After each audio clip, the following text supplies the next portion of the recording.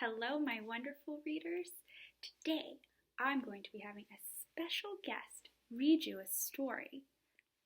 His name is Chuck, and he is going to be reading the story Mike Mulligan.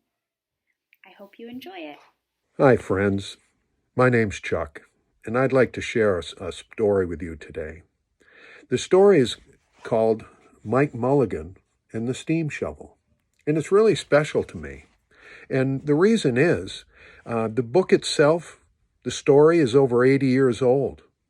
This particular book is special to me because my grandfather bought this for my dad over 80 years ago and read it to him.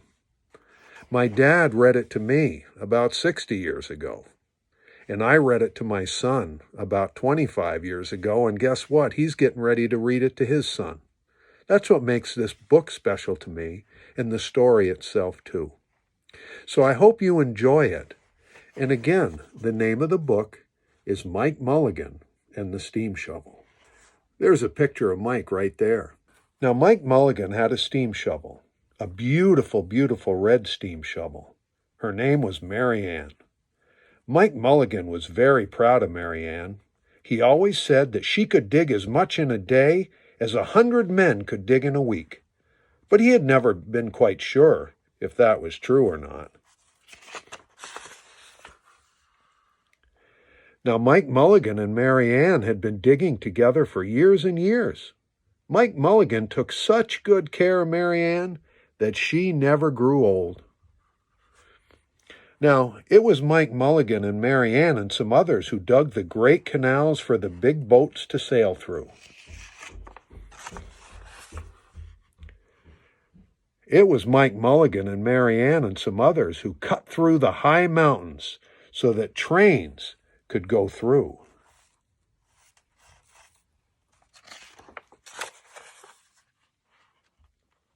It was Mike Mulligan and Mary Ann and some others who lowered the hills and straightened the curves to make the highways go for the automobiles. It was Mike Mulligan and Mary Ann and some others who smoothed out the ground and filled in the holes to make landing fields for the airplanes.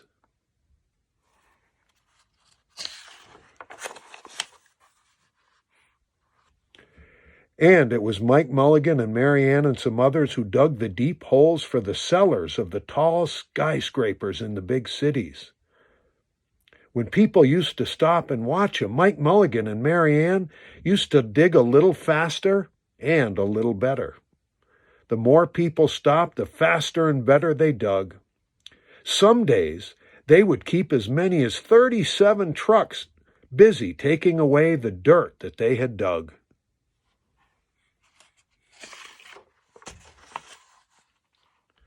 Well, then along came the new gasoline shovels and the new electric shovels and even the new diesel motor shovels. And they all took jobs away from the steam shovels. Mike Mulligan and Mary Ann, well, they were very, very sad.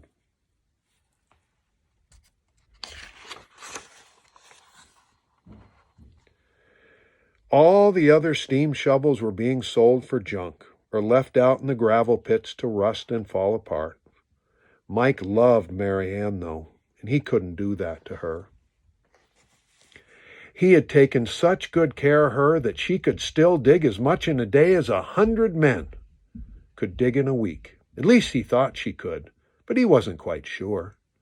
Everywhere they went, the new gas shovels and the new electric shovels and the new diesel motor shovels, well, they had all the jobs. No one wanted Mary Ann anymore, or Mike Mulligan. Then one day, Mike read in the newspaper that the town of Popperville was going to build a new town hall. "We're going to dig the cellar of that town hall," said Mike to Mary Ann, and off they started.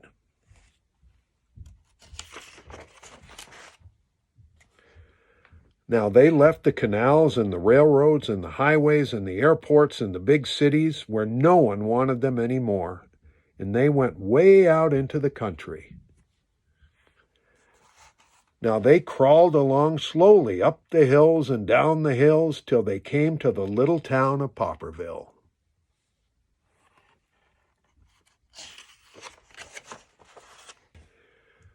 Now, when they got there, they found that the selectmen were just deciding who should dig the cellar for the new town hall. Mike Mulligan spoke to Henry B. Swap, one of the selectmen. "I heard," he said, "that you're going to build a new town hall. Well, Mary Ann and I will dig that cellar for you in just one day." "What?" said Henry B. Swap. "Dig a cellar in a day? It would take 100 men at least a week to dig the cellar for our new town hall." "Well, sure," said Mike, "but Mary Ann can dig as much in one day as 100 men can dig in a week," though he'd never been quite sure that this was true. And then he added, "If we can't do it, you won't have to pay." Well, Henry B. Swap thought that this would be an easy way to get part of the cellar dug for nothing, so he smiled in a rather mean way and gave the job of digging the cellar of the new town hall to Mike Mulligan and to Mary Ann.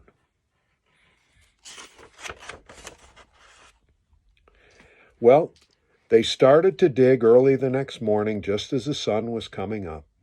Soon a little boy came along. "Do you think you'll finish by sundown?" he said to Mike Mulligan. "Oh, sure," said Mike, "if you stay and watch us. We always work faster and better when someone's watching us." So the little boy stayed to watch.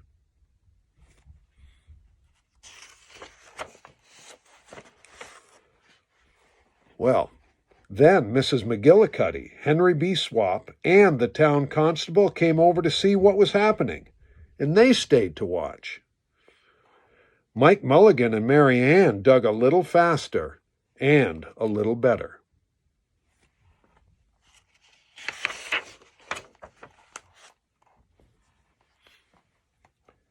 Well, this gave the little boy a great idea. He ran off and told the postman with the morning mail, the telegraph boy on his bicycle, the milkman with his cart and horse, the doctor on his way home, and the farmer and his family coming into town for the day.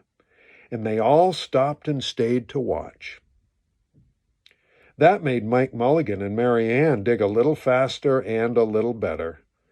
And they finished the first corner neat and square, but the sun was getting higher.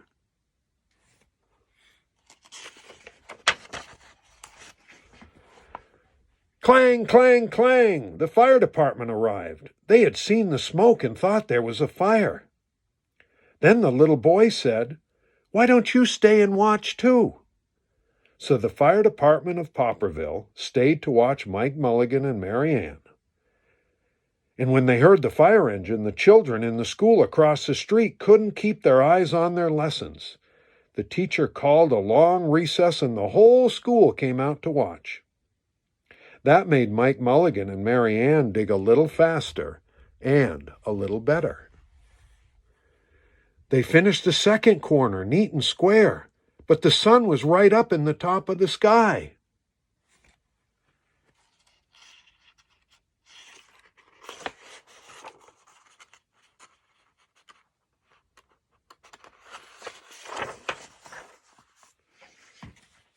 Well, now the girl who answers the telephone called up the next towns of Bangerville and Bopperville and Kipperville and Copperville and told them what was happening in Popperville.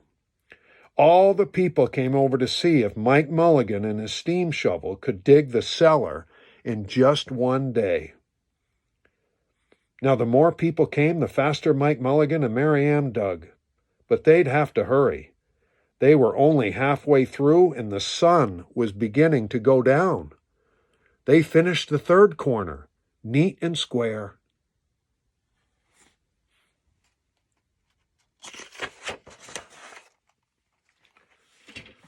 Well, never had Mike Mulligan and Mary Ann had so many people watch him. Never had they dug so fast and so well, and never had the sun seemed to go down so fast. "Hurry, hurry, Mike Mulligan, hurry, hurry," shouted the little boy. "There's not much more time." Well, dirt was flying everywhere, and the smoke and steam was so thick that the people could hardly see anything. But listen. Bing, bang, crash, slam, louder and louder, faster and faster they dug.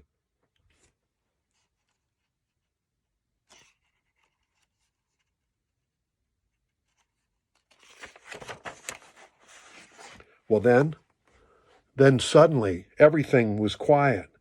Slowly the dirt settled down, the smoke and steam cleared away, and there was the cellar, all finished.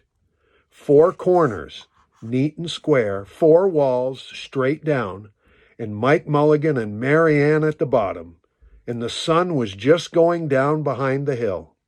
"Hooray!" shouted the people. "Hooray for Mike Mulligan and his steam shovel. They have dug the cellar in just one day."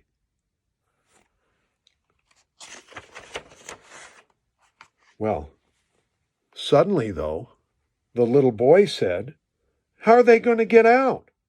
"Oh, that's right," said Miss McGillicuddy to Henry B. Swap. "How's he going to get that steam shovel out?" Well, Henry B. Swap didn't answer, but he smiled in a rather mean way. Then everybody said, How you going to get out? Hey, Mike Mulligan, how are you going to get your steam shovel out?" Well, at that point, Mike Mulligan looked around at the 4 walls and the 4 square corners, and he said, "Oh, we've dug so fast, and we've dug so well that we've quite forgotten to leave a way out." Nothing like this had ever happened to Mike Mulligan and Mary Ann before, and they didn't know what to do.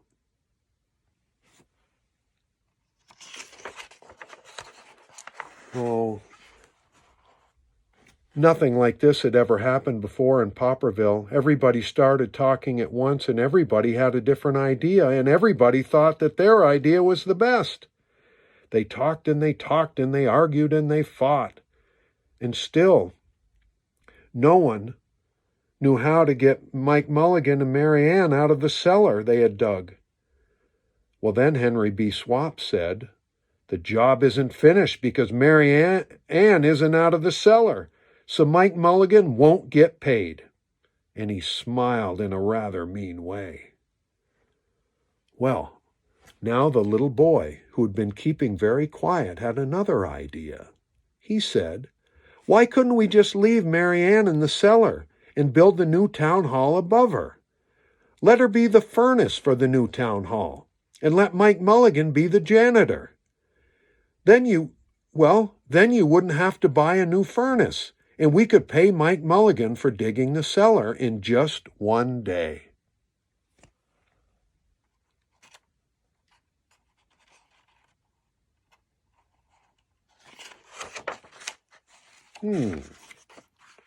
"Why not?" said Henry B. Swap, and smiled in a way that wasn't quite so mean. "Why not?" said Mrs. McGillicuddy. "Why not?" said the town constable. "Why not?" said all the people. So they found a ladder and climbed down into the cellar to ask Mike Mulligan and Mary Ann. "Why not?" said Mike Mulligan. And so it was decided, and everyone was happy.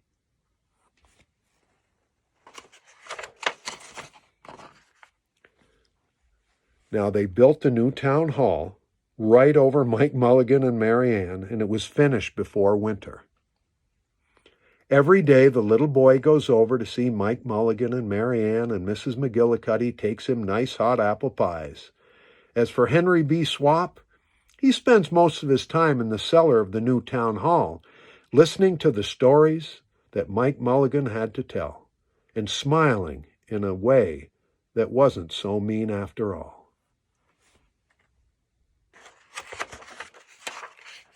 Now, when you go to the town of Popperville, be sure to go down in the cellar of the new town hall.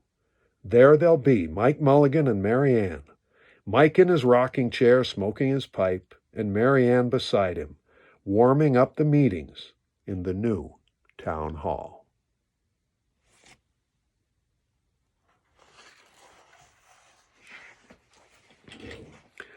Well, that, my friends, is Mike Mulligan and the steam shovel. I never get It never gets too old for me to read this. I love it. I hope you enjoyed it too. And thanks for listening. And keep reading books. Keep reading books. They're all special. Wow, wasn't that a great story? Thank you for reading to us today, Chuck. Well, that's all for today. See you next time.